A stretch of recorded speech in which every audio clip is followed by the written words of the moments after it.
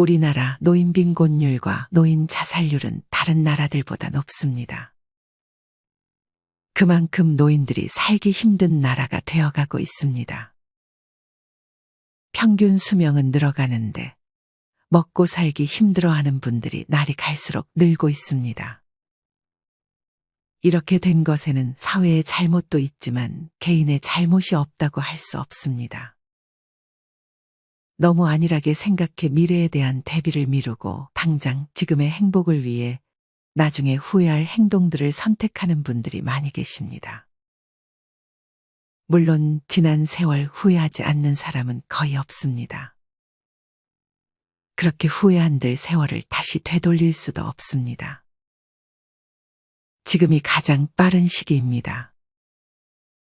아무리 몸부림치며 나름대로 최선을 다해 살아왔다고 해도 미래에 희망이 없어 보인다고 해도 포기하지 말고 지금부터 할 수 있는 일들을 차근차근 해야 합니다. 그렇다면 이 모든 것을 미리 경험한 인생 선배들은 어떤 후회를 하고 있을까요? 미래에 후회하지 않고 행복한 노후를 살기 위한 4가지 방법을 알려드리겠습니다. 첫 번째는 감정적으로 돈을 소비하지 않는 것입니다. 젊어서 노후에 대한 대비를 전혀 하지 않고 감정적으로 돈을 소비하는 분들이 많습니다. 앞서 얘기했듯 이것은 우리나라 노인 빈곤율을 높이는 주요 원인이 되기도 합니다.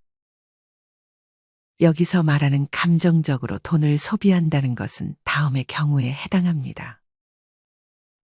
예를 들어 나이 든 자신을 돌보기보다 젊은 자식들을 걱정하며 이것저것 지원해 주거나 성인이 된 아이들을 감정적으로 안쓰럽게 여겨 기죽지 말라고 결혼 비용, 사업자금 등을 지원해 주는 경우입니다. 이렇게 자식에 대한 감정에 앞서 내가 모아두었던 돈의 대부분을 자식을 위해 써버리는 것입니다. 이 밖에도 친했던 친구가 금전적으로 힘들 때 마음이 약해져 돈을 빌려주거나 대부분 사람에게 느끼는 감정적인 마음으로 인해 돈을 내가 아닌 다른 사람들을 위해 소비하게 됩니다. 하지만 이것은 결코 바람직한 행동이 아닙니다. 가장 중요한 것은 본인이 자녀의 도움을 받지 않을 정도의 경제력은 남겨두고 자식이든 친구든 도와주어야 합니다. 자녀들은 결혼 후에 절대 부모님의 인생을 책임져 주지 않습니다. 오래된 친구들도 마찬가지입니다. 돈 버는 것도 중요하지만 돈을 관리하는 것이 더 중요합니다. 많이 벌어도 한순간 물거품으로 사라질 수 있는 게 바로 돈입니다. 돈을 쓰는 것에 있어서는 신중에 신중을 기해야 합니다. 경제력이 뒷받침되어야 편안하고 행복한 노후를 살 수 있다는 것을 부인하는 분들은 없을 것입니다. 경제력이 뒷받침되어야 팔다리에도 힘이 생기게 되는 것입니다. 특히나 일생 동안 쓰는 의료비의 50%는 생애 마지막 10년에 집중 발생하게 된다고 합니다. 그러나 많은 분들이 이전에 모든 돈을 대부분 자식들을 도와주는 데 쓰거나 생각 없이 한 소비들로 돈을 모으지 못합니다. 이렇게 되면 아파도 병원에 가지 못하는 최악의 상황이 생길 수 있는 것입니다. 대부분 이런 것들은 다 미래의 일이라고 생각해 잘 대비하지 않습니다. 당장 지금만 생각해서 돈을 사용하는 사람들이 많습니다. 제가 자주 하는 얘기지만 제일 중요한 것은 자기 자신입니다. 자신을 먼저 돌볼 줄 알아야 나중에 나에게 미안한 일이 생기지 않습니다. 이런 상황을 만들지 않으려면 우리는 우리의 돈을 잘 지켜야 합니다. 일단 감정적으로 소비하지 않는 것이 첫 번째입니다. 그 다음은 금융 공부를 미리미리 해두시면 좋습니다. 많은 분들이 일을 다닐 때는 수입이 고정적으로 들어오기 때문에 그래도 먹고 사는데 지장이 없을 것이지만 문제는 은퇴 후입니다. 아무리 대기업에 다녔어도 은퇴 후에 힘들게 사시는 분들이 많이 있습니다.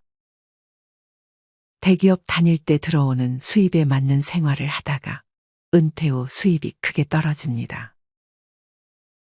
이때는 집에서 먹고 자는 것을 다 하기 때문에 생활하는 데 들어가는 돈이 오히려 더 많아질 수 있습니다. 그렇기 때문에 미리미리 금융에 대한 공부를 병행함으로써 은퇴를 하더라도 경제적으로 무너지지 않게 만드는 것이 중요합니다. 미국의 부호 워렌 버핏의 재산 중 90% 이상은 65세 이후에 만든 것이라고 합니다. 또한 몇십 년 전 일본의 주식으로 개인 소득 1위를 달성한 고레카와 긴조도 본격적으로 주식 시작한 것이 63세부터라고 합니다. 그러니 너무 늦었다고 생각하지 마시고 쉬운 것부터 차근차근 공부하는 것이 중요합니다. 전미 연방준비제도 의장 앨런 그린스퍼는 문자 문맹은 생활이 불편할 따름이지만 금융 문맹은 생존이 달린 문제라고 지적했습니다. 안타깝게도 실제 뉴스나 기사를 보면 평생 모은 돈을 금융사 직원이나 주변 사람의 말에 따라 투자했다가 큰 손실을 봤다는 얘기가 흔합니다. 이렇듯 금융에 대한 지식이 없으면 한순간에 모든 돈을 날리게 될 수 있는 것입니다.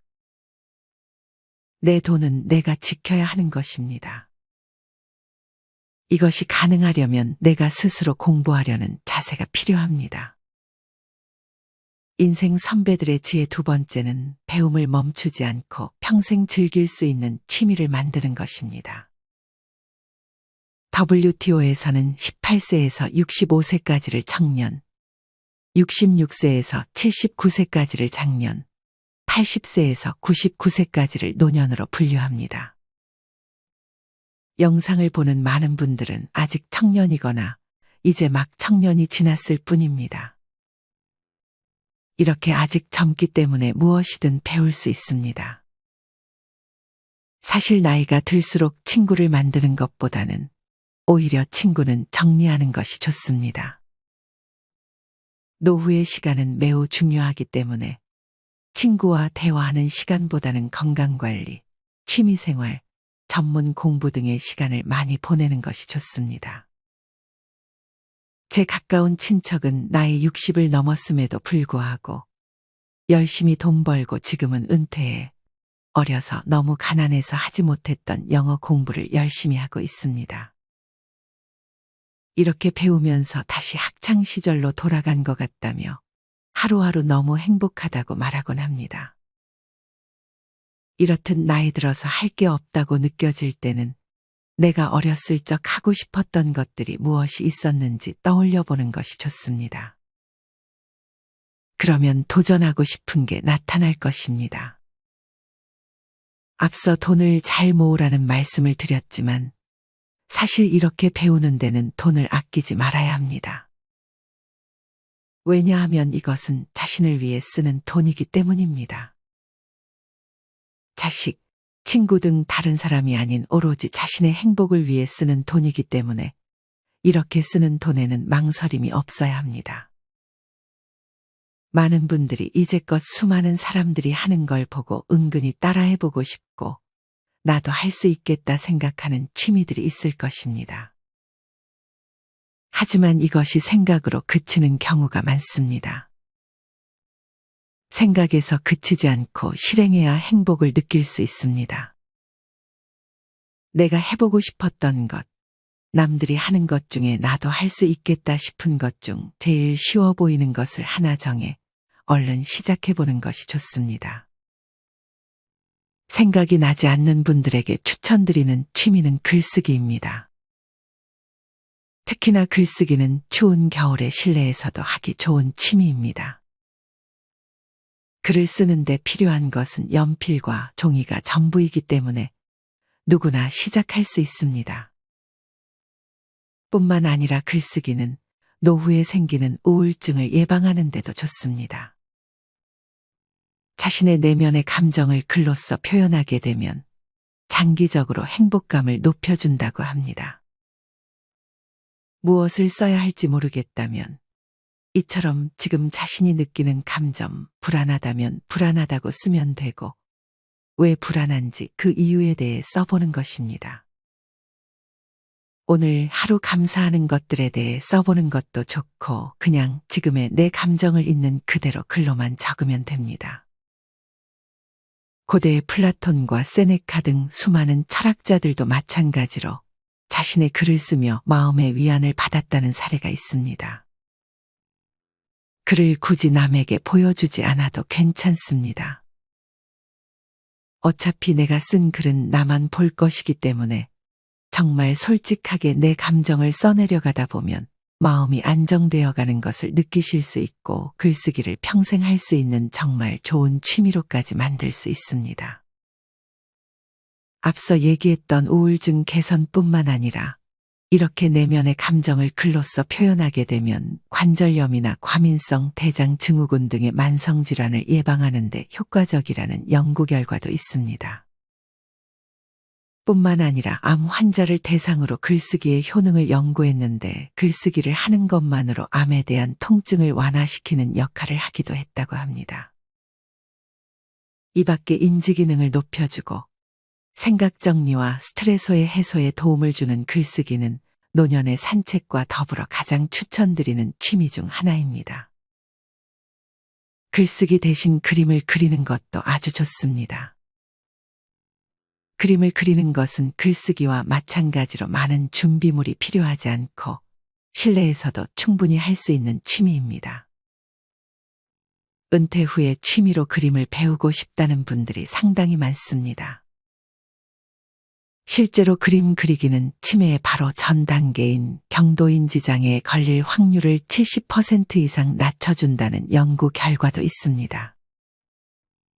그림을 그릴 때 손의 미세한 움직임과 관련한 신경이 활성화되고 고도의 집중력을 요하기 때문에 뇌에 지속적으로 자극을 줍니다. 또한 그림 그리기에 빠지는 사람들은 그림을 그리는 동안 쓸데없는 잡념에서 벗어날 수 있기 때문에 그림 그리는 것에 큰 매력을 느낍니다. 노후에는 아무래도 젊었을 때보다 시간이 많아지게 됩니다. 시간이 많아지다 보니 잡생각이 많아지게 되는데 과거의 일부터 앞날에 대한 걱정 등 별로 나에게 도움이 되지 않는 머릿속의 잡념이 계속 생각날 수 있습니다. 그러다 보면 우울증이 오게 될 수도 있습니다. 특히나 혼자 사는 독거노인들은 고립감과 외로움 등으로 괴로운 하루하루를 보내는 경우가 많은데 그림을 그리는 취미는 고도의 집중력을 요하기 때문에 이런 우울한 생각들에서 벗어나는 것에 큰 도움을 줍니다. 그림을 그리는 것은 몸을 쓰는 다른 취미들과는 달리 평생 할 수 있습니다. 연필을 들 힘만 있어도 즐길 수 있는 것이 바로 그림입니다. 한 번만 배워두면 나중에 더 나이가 들어 무료할 때마다 그림을 그릴 수 있습니다. 이렇듯 글쓰기와 그림 그리기는 심리적, 정서적인 측면에서 많은 도움을 줄 수 있으니 꼭 한번 시도해 보셨으면 좋겠습니다. 나이가 들었다고 해서 배움을 멈추지 마세요.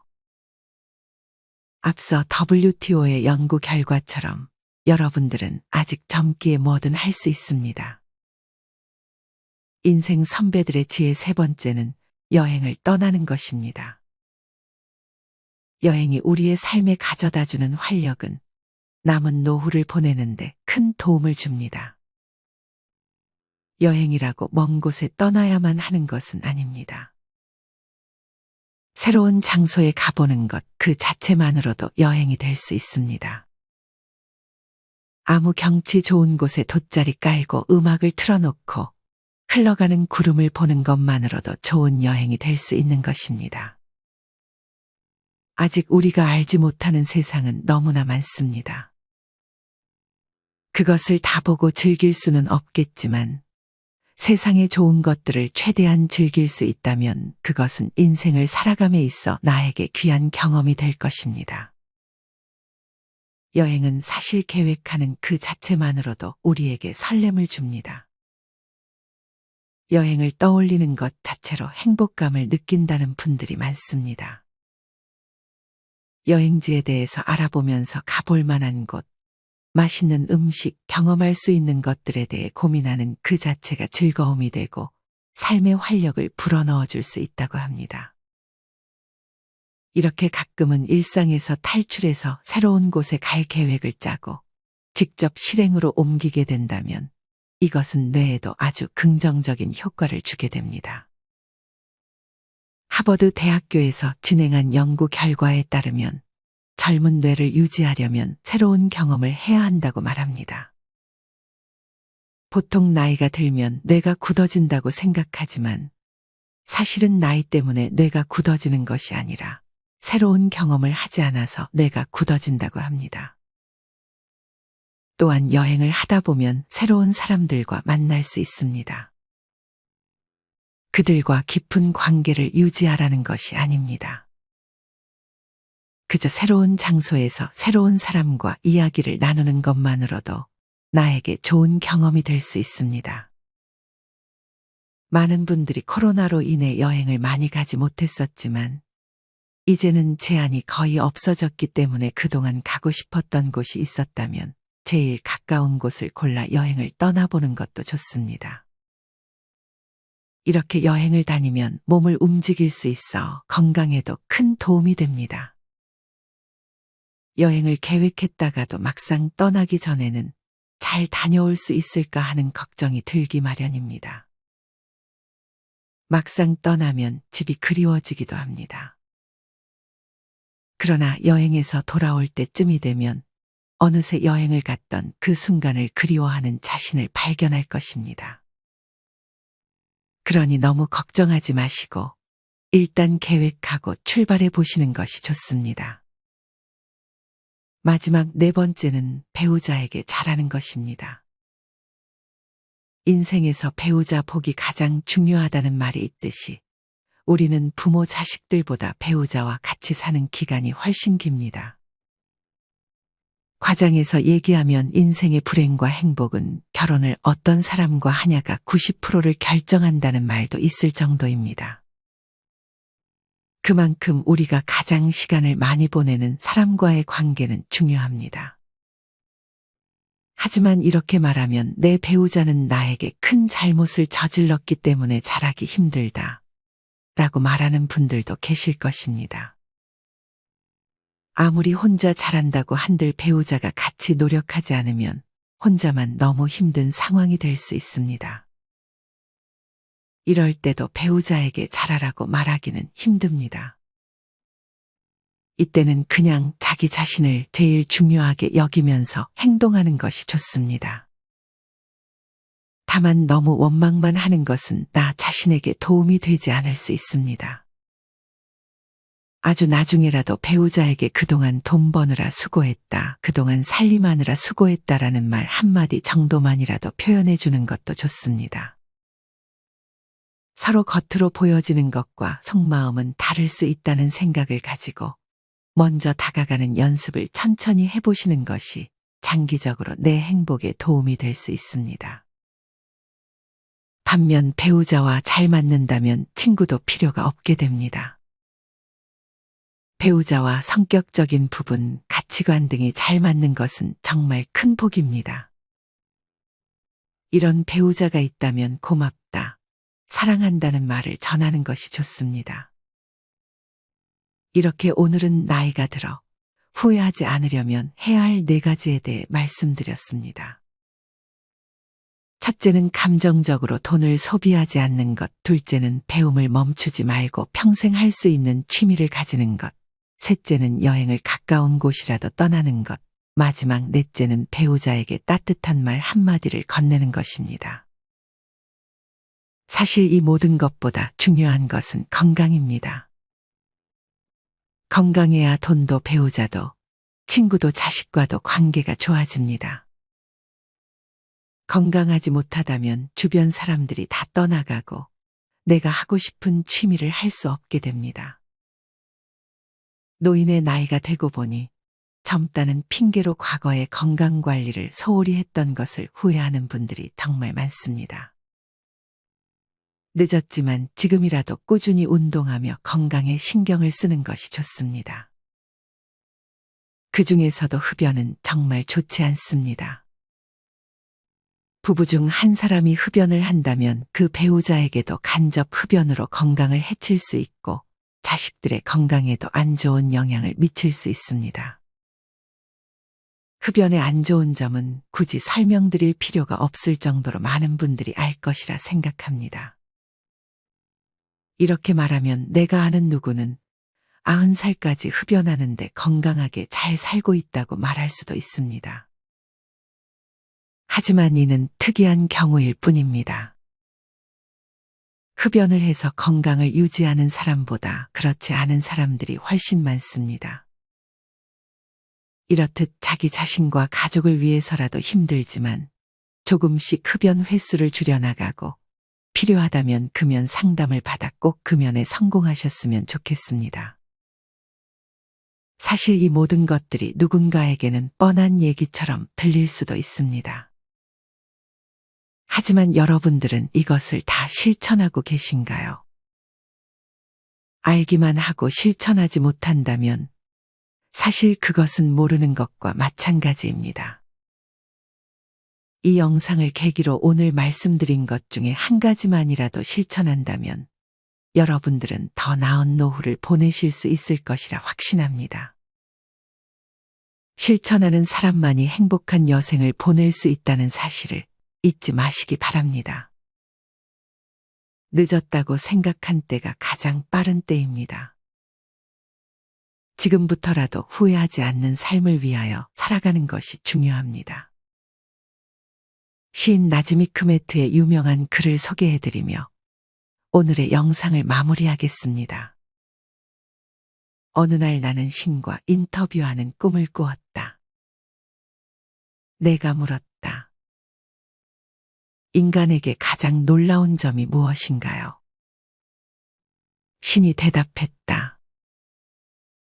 어린 시절이 지루하다고 서둘러 어른이 되는 것. 그리고는 다시 어린 시절로 되돌아가기를 갈망하는 것. 돈을 벌기 위해 건강을 잃어버리는 것. 그리고는 건강을 되찾기 위해 돈을 다 잃는 것. 미래를 염려하느라 현재를 놓쳐버리는 것. 그리하여 결국 현재에도 미래에도 살지 못하는 것. 결코 죽지 않을 것처럼 사는 것. 그리고는 결코 살아본 적이 없는 듯 무의미하게 죽는 것. 신이 나의 손을 잡았다. 우리는 잠시 침묵에 잠겼다. 이상으로 오늘의 영상을 마치겠습니다. 우리 모든 구독자분들의 행복한 여생을 응원합니다. 다음에 더 좋은 영상으로 찾아뵙겠습니다. 감사합니다.